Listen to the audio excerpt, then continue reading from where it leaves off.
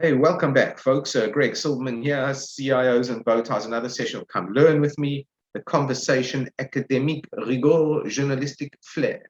So we rate the articles that everyone likes. So I don't choose them. I don't know if I would particularly want to choose this one, but as analysts, you've got to go wherever the path takes, and you've got to be somewhat neutral, I guess, as you try to digest information. So what is this about? The Taliban or Megarich, wonderful. Here's where they get the money they use to wage war in Afghanistan. Oh, this is an old article.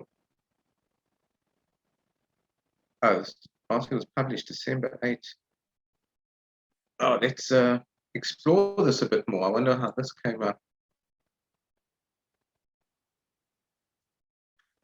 Taliban signing a peace deal. Second. Oh, let's do it. I don't know. Let's see what happens. The Taliban militants of Afghanistan have grown richer and more powerful since their fundamentalist Islamic regime was toppled by US forces in 2001.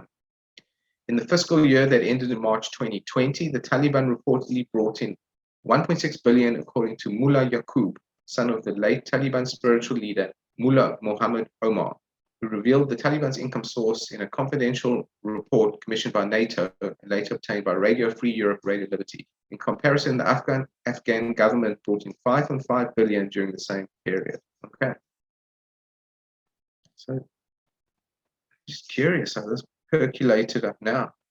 Maybe it's a reprint. Let's have a quick look. Oops. This article was published in... No. Really is quite old. All right, let's see what's changed. Drugs, 416 million. Afghanistan accounted for approximately 84% of global opium production over the 5 years ending 2020. 84% of global. Much of those illicit drug profits go to the Taliban, which manage opium in areas under their control.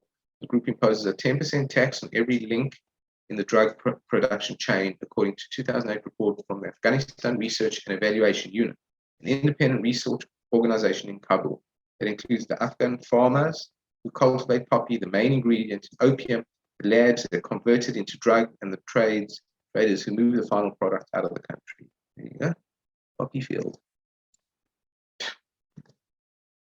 I mean, if you make 84% of the world's global opium, 416 million does not seem like a lot. All right.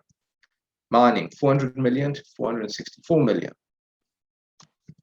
Mining iron ore, marble, copper, gold, zinc, and other metals and rare earth minerals in mountainous Afghanistan is an increasingly lucrative business for the Taliban. Both small-scale mineral extraction operations and big Afghan mining companies pay Taliban militants to allow them to keep their businesses running.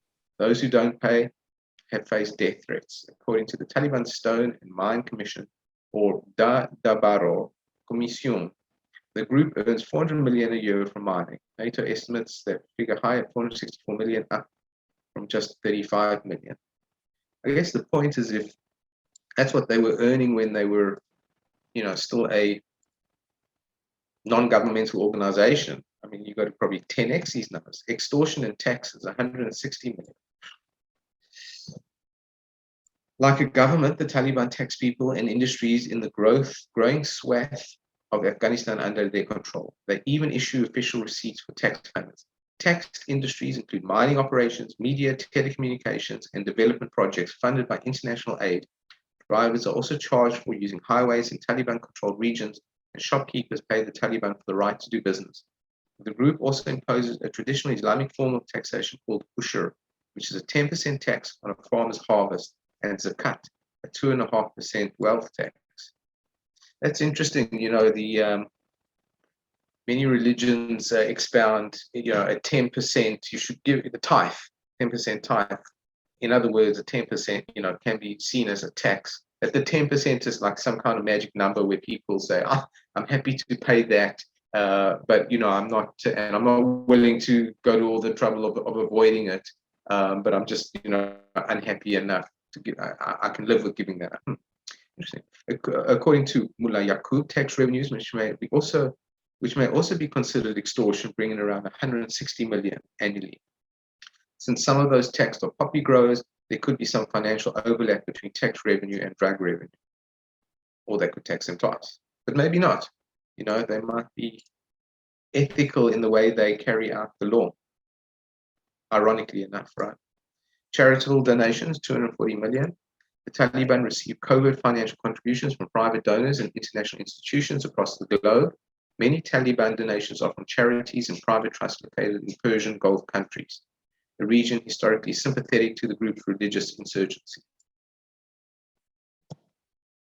Those donations add up to about 150 million to 200 million each year, according to the Afghanistan Center for Research and Policy Studies.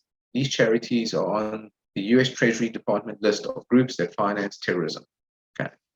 Private citizens from Saudi Arabia, Pakistan, Iran, and some Persian Gulf nations also help finance the Taliban, contributing another 60 million annually to the Taliban-affiliated Haqqani network, according to American counterterrorism agencies.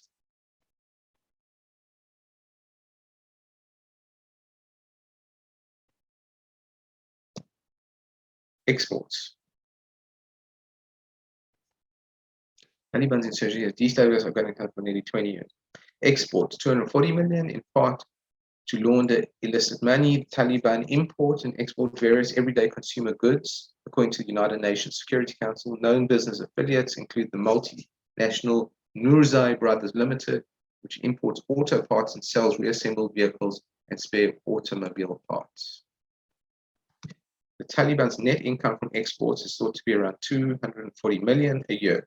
This figure includes the export of poppy and looted minerals, so there may be financial overlap with drug revenue and mining revenue. Related estate, 80 million.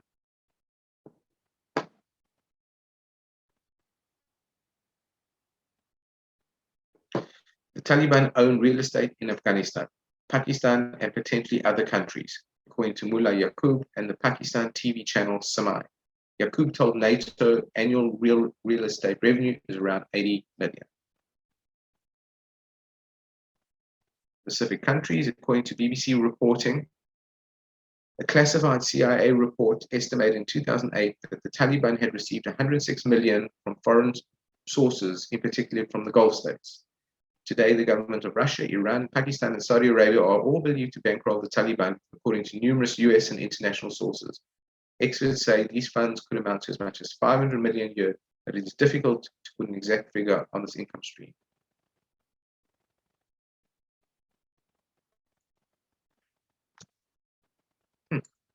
Who funds the Afghan government? For nearly 20 years, the Taliban's great wealth has financed mayhem, destruction, and death in Afghanistan. To battle its insurgency, the Afghan government also spends heavily on war at the expense of basic public services and economic development. And we know where that got them, not very far, right? A peace agreement in Afghanistan would allow the government to redirect its scarce resources. The government might also see substantial new revenue flow in from legal sectors now dominated by the Taliban, such as mining. Stability is additionally expected to attract foreign investments in the country, helping the government end its dependence on donors like the United States and the European Union. There are many reasons to root for peace in war-scarred Afghanistan. Its financial health is one of them. Pity, and we just need to make a date. All right, well, sorry guys if this snuck in, but very interesting sometimes to read something that was published a while ago and see how the future really is unknowable in sometimes. All right, hope you enjoyed that one. This is Greg Silverman, out for now.